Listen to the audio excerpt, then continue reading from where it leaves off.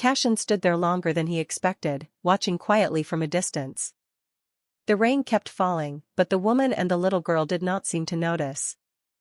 The girl focused on the notebook while the woman patiently explained another question. "Now try this one," she said calmly. The girl thought for a moment before writing the answer. When she finished, the woman nodded proudly and gently fixed the child's wet hair. Cashin felt something heavy in his chest. He remembered how determined Seraphine had always been. Even in the hardest classes, she never gave up and never allowed others to fall behind.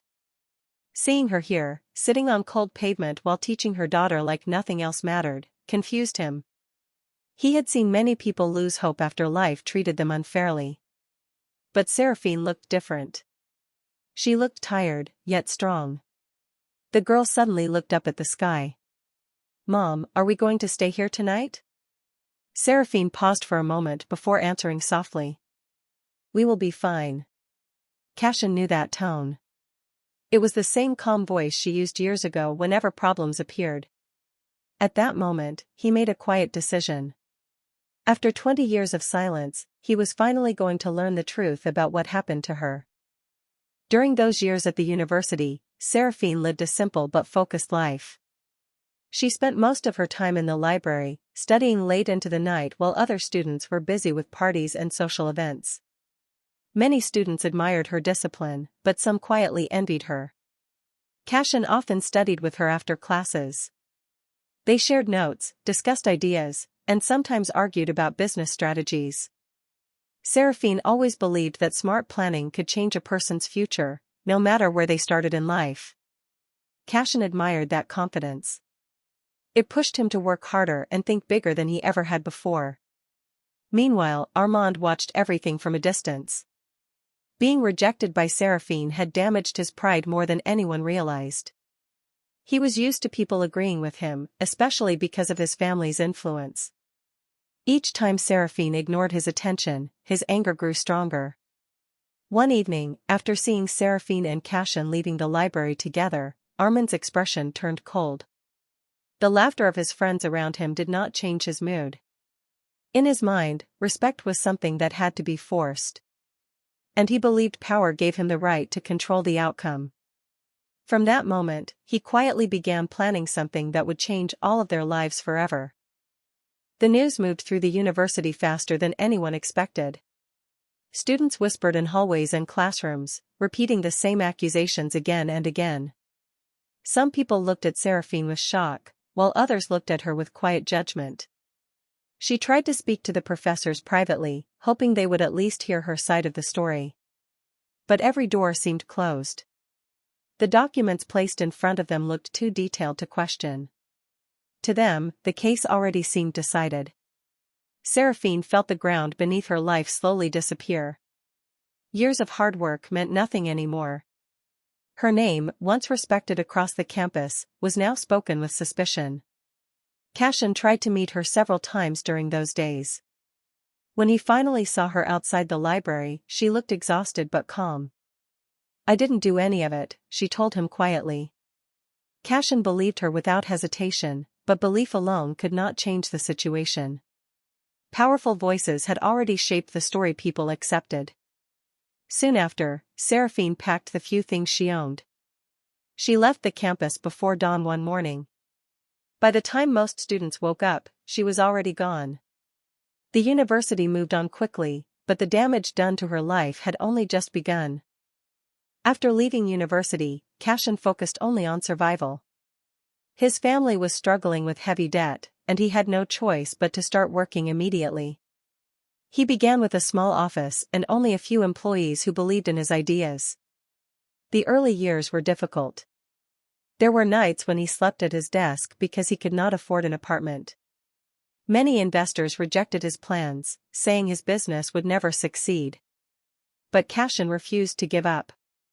He studied markets, built connections, and slowly expanded his company step by step. Every decision was careful and calculated. Over time, his efforts began to pay off. New contracts arrived, profits increased, and his company grew larger each year. Eventually his name became known in major business circles across the country. Even with all the success around him, some memories never faded. Sometimes while reviewing reports late at night, he would suddenly remember the quiet study sessions from university days. He often wondered where Seraphine had gone and what kind of life she had built after leaving the city. The question stayed unanswered for years. Then one rainy evening changed everything. Seeing her again after so long made him realize that the past had never truly disappeared. Cashin stood in the rain, trying to take it all in.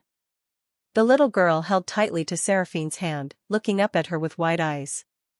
He could see the same strength in Seraphine's face that he had admired years ago, but now it carried pain and quiet resilience. "I never wanted you to see me like this," she said softly, brushing wet hair from her face. "I thought leaving was the only way to protect myself, and him." Cashin's mind raced. He remembered the scandal, the false evidence, and the betrayal that had destroyed her life. Now he understood the full story. I had no idea," he said, his voice low. "All these years, I wondered why you disappeared." Seraphine shook her head. "It wasn't just disappearance.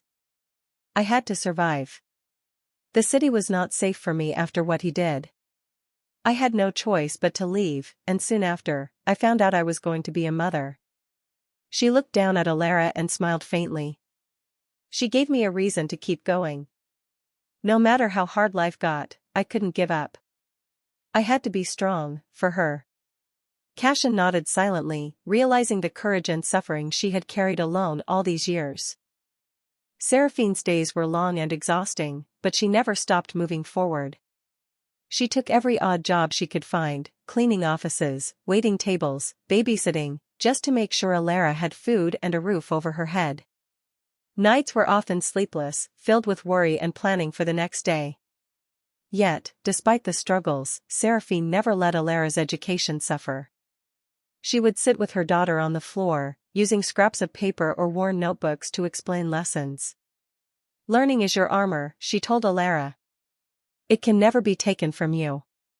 Cashin watched silently, remembering how brilliant and determined Seraphine had always been. Seeing Alara solve problems with ease, he felt a pang of both pride and sorrow. At the same time, Armand Caldwell's name appeared constantly in the news. He had built a massive empire, bought lavish properties, and earned praise from the media. The same man who had destroyed Seraphine's future now enjoyed the success and admiration he had long desired. Cashin clenched his fists. For the first time in decades, he understood that he had the means to bring the truth to light. He could finally right the wrongs of the past and reveal the man behind the destruction of Seraphine's life. Cashin started quietly, making calls and sending messages to people who had once been part of the university and the Caldwell household. He asked questions carefully, without revealing too much, so no one could warn Armand. At first, answers were few. Many were afraid to speak. The Caldwell family's influence was still strong, and people remembered the fear it once brought. But years had passed, and some people were no longer loyal. Some felt guilty, remembering the lies they had once told. Slowly, details began to emerge. One former staff member admitted that Armand had pressured the dean with money and threats. A few old students confessed that they had been bribed to lie about Seraphine. Even forged documents surfaced, showing how carefully her reputation had been destroyed. With each new piece of evidence, the picture became clearer. Everything pointed to the same truth: Seraphine had done nothing wrong. She had been framed, betrayed by the powerful and arrogant. Cashin felt a mix of anger and relief. Anger for what she had suffered, and relief that the truth was finally within reach. After 20 years, justice was no longer impossible, it was inevitable. The conference hall buzzed with conversation as investors and business leaders took their seats. Cashin stood at the front, calm but determined, holding a stack of files. When he began speaking, the room gradually fell silent. He explained that he had uncovered documents proving serious wrongdoing at Northbridge University years ago. He showed witness statements, bank records, and evidence of bribery and forged documents, all pointing directly to Armand Caldwell. Gasps and murmurs spread through the crowd as people read the papers. Armand shifted uncomfortably in his seat, his usual confident smile fading.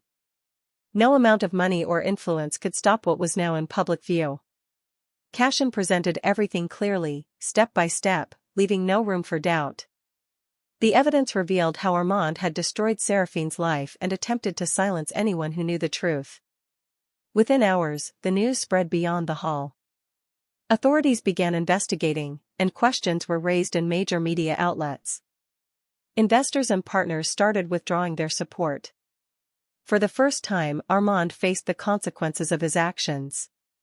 The empire he had built through lies and manipulation began to crumble, and people realized that power could not hide the truth forever. Seraphine stepped onto the campus carefully, feeling the memories of the past wash over her. The buildings looked the same, but everything felt different now. She saw faces of people who had once judged her, some older, some still full of pride, now showing discomfort and shame. The new university president approached her, speaking with sincerity. "We owe you a deep apology, Seraphine. Your name should never have been tarnished. We are restoring your records immediately." Board members nodded silently, avoiding her gaze. They knew how badly they had failed her decades ago. Documents were signed, papers corrected, and her achievements officially recognized. They even offered her a teaching position, hoping to make amends for the mistakes of the past. Seraphine listened quietly, letting their words reach her ears without letting them touch her heart. She looked around at the lecture halls and libraries, recalling the long nights she had spent here, only to be betrayed. 20 years ago, none of you listened, she said softly. Then, without looking back, she took Alara's hand and walked away. Some wounds, she realized, could never be healed by apologies. Some betrayals were permanent. She had survived them, and that was enough. Seraphine stood in the small classroom, watching the children carefully write in their notebooks. The foundation Cashin had helped her start was growing steadily, and the laughter and curiosity of the students filled the room. For the first time in many years, she felt a calm satisfaction. News about Armand Caldwell continued to spread. His properties were being seized, his companies investigated, and his reputation ruined. The same people who had once admired him now turned away, shocked at his crimes. Life itself had punished him, without her having to lift a finger. Alara tugged gently at her mother's sleeve. "Mom, are we still poor?" Seraphine knelt down and looked into her daughter's eyes. "No," she said softly, smiling. "We were never poor. Poverty is more than money, it's giving up hope. And we never gave up." She looked around the room at the eager faces, at children who might otherwise never have had a chance. Everything she had endured, every hardship, had led to this moment. She had built a life on courage, knowledge, and truth. Those who once betrayed her had lost their power. She had survived, thrived, and now, finally, the world could see the consequences of their actions.